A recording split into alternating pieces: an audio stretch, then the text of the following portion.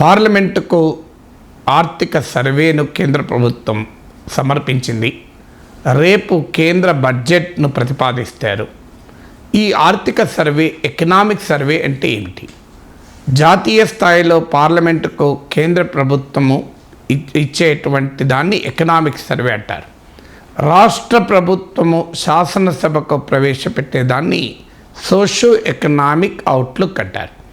సాంప్రదాయం ఏంటంటే రాష్ట్రంలో మాత్రం శాసనసభకు బడ్జెట్తో పాటు సోషో ఎకనామిక్ అవుట్లుక్ ఇస్తారు.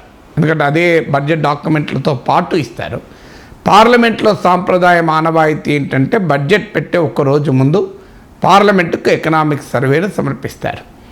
పార్లమెంటు కానీ శాసనసభకు కానీ ఈ ఎకనామిక్ సర్వే కానీ సోషో ఎకనామిక్ అవుట్లుక్ కానీ మ్యాండేటరీగా ప్రవేశపెట్టాలని రూల్ ఏం లేదు, తప్పనిసరిగా ప్రవేశపెట్టాలని రూల్ లేదు. బడ్జెట్ ప్రవేశపెట్టడమేమో రాజ్యాంగపరమైన కంపల్షన్, బాధ్యత. రాజ్యాంగము ప్రకారము బడ్జెట్ను పార్లమెంట్లో ప్రవేశపెట్టి ఆమోదము పొందకపోతే ఏప్రిల్ 1 నుంచి కేంద్ర ప్రభుత్వం నయా పైసా కూడా ఖర్చు పెట్టలేదు. సో బడ్జెట్ అనేది కాన్స్టిట్యూషనల్ ఆబ్లిగేషన్.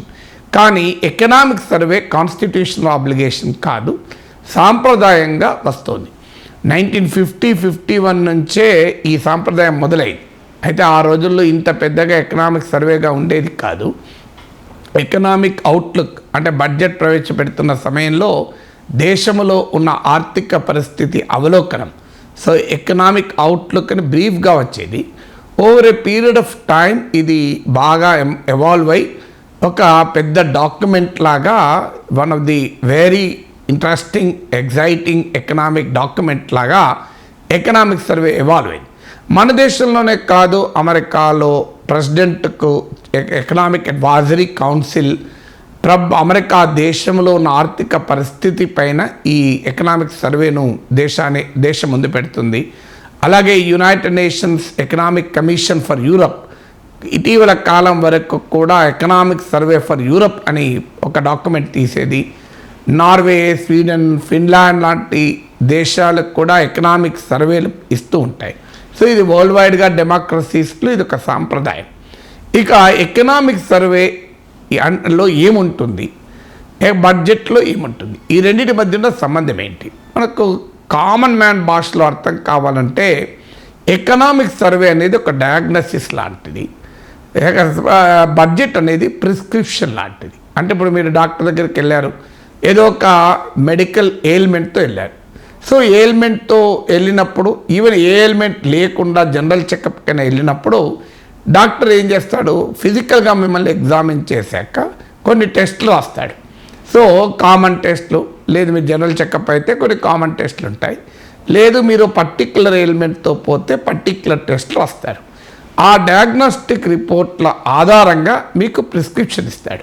మీకు ఏ ప్రాబ్లం లేదనో, లేదో ఈ ప్రాబ్లం ఉందనో, దీన్ని లైఫ్ స్టైల్తో మార్చుకోవచ్చు, లేదా దీన్ని ఫుడ్ హ్యాబిట్స్ మార్చుకోవచ్చు, లేదా దీనికి మెడికేషన్ అవసరము, ఇలా డయాగ్నోసిస్ ఆధారంగా ప్రిస్క్రిప్షన్ ఇస్తాడు. అంటే ఎకనామిక్ సర్వే అనేది ఒక డయాగ్నోసిస్ లాంటిది. అంటే ప్రిస్క్రిప్షన్ ఏమో డాక్టర్, మెడికల్ బడ్జెట్ అనేది ఒక మెడికల్ ప్రిస్క్రిప్షన్ లాంటి. మీకు ఈ డయాగ్నోసిస్ చేసే వాళ్ళు సెపరేట్గా ఉంటారు, రేడియాలజిస్టులు. మీకు ప్రిస్క్రిప్షన్ ఏమో ఆ సంబంధిత ఫిజిషియన్ ఉంటాడు, డాక్టర్ ఉంటాడు. అలాగే మీకు రేడియాలజీ కూడా మెడిసిన్లో భాగమే. సో డయాగ్నాస్టిక్ ఎక్స్పర్ట్స్ ఉంటారు, అంటే రోగ నిర్ధారణ, రోగ చికిత్స. అలాగే ఎకనామిక్ సర్వే బడ్జెట్కు లింక్ ఏంటంటే ఎకనామిక్ సర్వే దేశంలో ప్రస్తుతము నెలకొని ఉన్న ఆర్థిక పరిస్థితి, మరీ ముఖ్యంగా ప్రస్తుత ఫైనాన్షియల్ ఇయర్లో నెలకొని ఉన్న ఆర్థిక పరిస్థితి పైన సమీక్ష ఇస్తుంది. It's a review of the prevailing economic scene in this financial year. ఇప్పుడు ఈ ఫైనాన్షియల్ ఇయర్ మనం 2022-23లో ఉన్నాం. మార్చ్ 31, 2023కి ఈ ఫైనాన్షియల్ ముగుస్తుంది.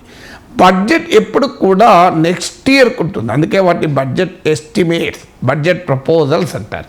So budget is always for the next year. ఇప్పుడు రేపు ఫిబ్రవరి 1న ప్రవేశపెట్టే బడ్జెట్ 2023-24 ఫైనాన్షియల్ ఇయర్కు, అంటే 2023 ఏప్రిల్ 1 నుంచి బిగిన్ అయ్యే ఫైనాన్షియల్ ఇయర్కు సంబంధించింది. So budget is always for the next year, economic survey is for the current financial year. అయితే మీరు అనొచ్చు కరెంట్ ఫైనాన్షియల్ ఇయర్ మార్చిలో ముగుస్తుంది, మార్చి 31. ఈ ఎకనామిక్ సర్వే జనవరి 31 రోజే ప్రవేశపెట్టారు, 2 నెలల క్రితం. ఇది తయారయ్యేది ఇంకో 2-3 నెలల నుంచి ఈ ప్రక్రియ మొదలై ఉండొచ్చు. అంటే పూర్తి స్థాయిలో ఆర్థిక పరిస్థితి తెలియదు కదా అని. నిజమే, ఈ ఎకనామిక్ సర్వే ఫైనాన్షియల్ ఇయర్లో ఉన్న 12 months పిక్చర్ ఏముండదు. 9 months 9 నెలల్లో 8 నెలల్లో ఆర్థిక పరిస్థితి ఉంటుంది. ప్రివేలింగ్ ఫైనాన్షియల్ ఇయర్ అంటే ప్రస్తుతం నెలకొని ఉన్న ఆర్థిక పరిస్థితే కాదు, భవిష్యత్తుకు ప్రొజెక్షన్స్ కూడా ఎకనామిక్ సర్వేలో ఉంటాయి. అంటే నెక్స్ట్ ఫైనాన్షియల్ ఇయర్లో ఇండియన్ ఎకానమీ ఎలా ఉంటుంది అని. ఎకనామిక్ ఛాలెంజెస్ ఏంటి, ఇప్పుడు దేశం ఎదుర్కొంటున్న ఎకనామిక్ ఛాలెంజెస్ ఏంటి, భవిష్యత్తులో నెక్స్ట్ ఫైనాన్షియల్ ఇయర్లో ఉండే ఎకనామిక్ ఛాలెంజెస్ ఏంటి, ఈ బడ్జెట్ ఇంప్లిమెంట్ అయ్యేటువంటి ఇయర్లో ఏ రకమైన ఆర్థిక సవాళ్ళు ఉంటాయి, అంతర్జాతీయ ఆర్థిక పరిస్థితులు ఏంటి, దేశ ఆర్థిక పరిస్థితిని ఏ గ్లోబల్ కాంటెక్స్ట్లో చూస్తాం, ఇలాంటి అనేక అంశాలు ఉంటాయి. Over a period of time ఏమైందంటే ఇది ఎకనామిక్ సర్వే అనేది కొత్త కొత్త ఐడియాస్ను సమాజంలో పబ్లిక్ డొమైన్లో ప్రవేశపెట్టడానికి ఒక ఇన్స్ట్రుమెంట్గా రూపొందింది. వాస్తవంగా ఈ ఎకనామిక్ సర్వేను chief economic adviser to the government of India రూపొందిస్తాడు.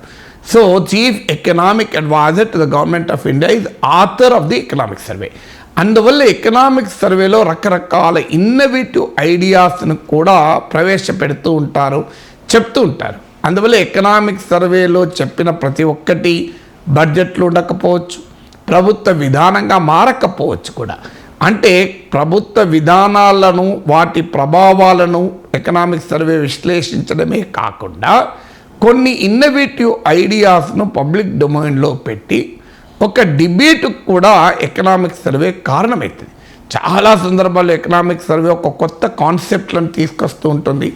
ప్రతి ఎకనామిక్ సర్వేలో ఆ చీఫ్ ఎకనామిక్ అడ్వైజర్ సిగ్నేచర్ మనకు కనబడుతుంది, ఇంప్రింట్ కనబడుతుంది. సో రకరకాల క్రియేటివ్ ఐడియాస్ను ఉంటారు. ఉదాహరణకు చాలా ఏళ్ల క్రితం ఎకనామిక్ సర్వేలో యూనివర్సల్ బేసిక్ ఇన్కమ్ అనే ఒక స్కీమ్ పెట్టారు.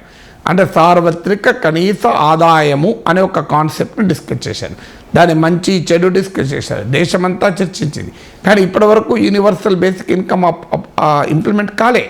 అంటే యూనివర్సల్ బేసిక్ ఇన్కమ్ అంటే ప్రతి భారతీయునికి ప్రభుత్వం ఖచ్చితంగా కనీస ఆదాయం ఉండేలా చూస్తుంది అని.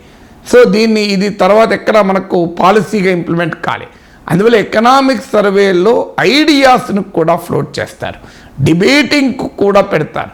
తర్వాత ఎకనామిక్ సర్వేలో చెప్పేటువంటి అన్ని అంశాలపైన డిబేట్కి అవకాశం ఉంటుంది. ఎందుకంటే ఇది వెరీ ఆథెంటిక్ డాక్యుమెంట్. ఈ ఎకనామిక్ సర్వే రాసే విధానం కూడా ఎలా ఉంటుంది అంటే ఇది ఒక సాధారణ రీడర్ చదువుకుంటే, అంటే లోతైన ఆర్థిక పరిజ్ఞానం, ఇన్డెప్త్ ఎకనామిక్ అండర్స్టాండింగ్ లేని రీడర్ చదువుకున్నా కూడా అర్థమయ్యేలా ఉంటుంది. అదే సమయంలో స్పెషలిస్ట్ ఎకానమిస్టులు దీన్ని డిబేట్ చేస్తానికి కూడా అవకాశం ఉంటుంది.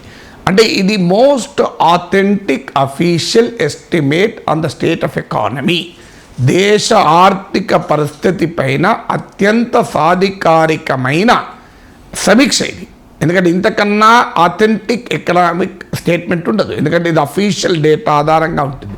ఇప్పుడు మన దేశ ఆర్థిక పరిస్థితిని అర్థం చేసుకోవడానికి అనేక డాక్యుమెంట్లు ఉంటాయి. ఉదాహరణకు centre for monitoring Indian economy CMIE నివేదిక, ఇది ప్రభుత్వ నివేదిక కాదు. RBI నివేదిక, controller and auditor general CAG నివేదికలు, annual statements of different departments, వివిధ శాఖల వార్షిక ప్రకటనలు, ఇలా చాలా రిపోర్ట్ ఉంటాయి. IMF report, world bank report, finance commission report.